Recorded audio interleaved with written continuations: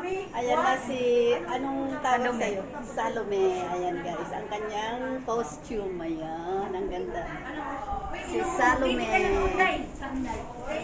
Easter Sunday, yung 10:30 mas. Ayan. So, ang daming tao dito sa church. At dito banda, ayan. Baka may trabaho na ako, tawagan mo ako. Diba ano kita?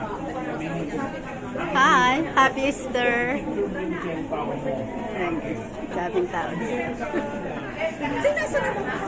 Ayan, may nagbibigay ng eggs. Saan kaya yung nagbibigay ng eggs? Dito guys, yung nagbibigay ng eggs. Ayan, maraming ano dito. Titingnan natin. Hindi ko pala alam mga kapatid. Ay, wala na. Ay, wala na. Umalis na. Umalis na yung nagbibigay ng eggs. So, dito tayo sa kabila. 10:30 kami. Ayan guys, ang daming tao dito. Sige. Ano po sa... So, ito na guys yung ano natin. Ayan. Dito na tayo sa church. Ito yung hi, happy Easter day. Ayan. Ayan guys, yung church natin. Magsisimula na yung panunuluyan. So, ayan. Ang daming tao.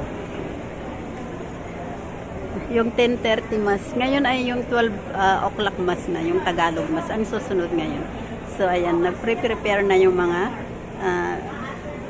panunuluyan. Okay.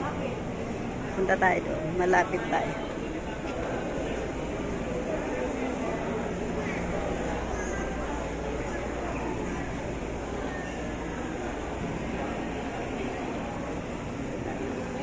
Ayan, nasa harapan na sila.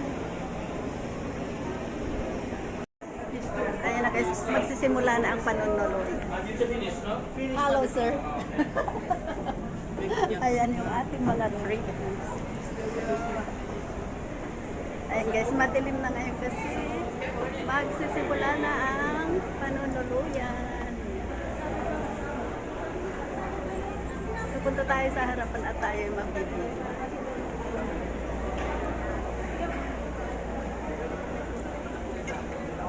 Ayan guys, ano ngayon, magsisimula na ang panunuluyan. So, ang daming tao dito sa church. Today is Easter Sunday.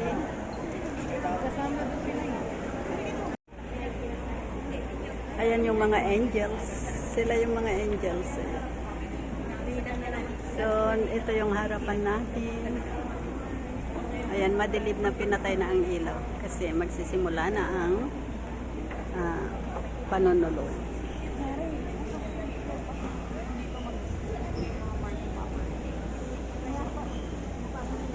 Magandang hapon po. Sa pagninilay na nagdadalang hating ina at susundan ang pagdalaw ng tatlong Maria sa libing. Sa huli, masasaksihan natin ang pagkikita ng ating nagdadalang hating ina at ng ating Panginoon sa muli niyang pagkabuhay. Ang pagtatanggal ng belong itim ay sumisimbolo sa ating nagdadalang hating ina ng ating nagdadalang hating ina ng kagalakan sa muli nilang Nakabigil lang. Ito na guys, ang church natin ngayon ay punong-puno ng parishioner. Ayan. Kasi Easter Sunday ngayon. So maraming taong nag-attend ng mass.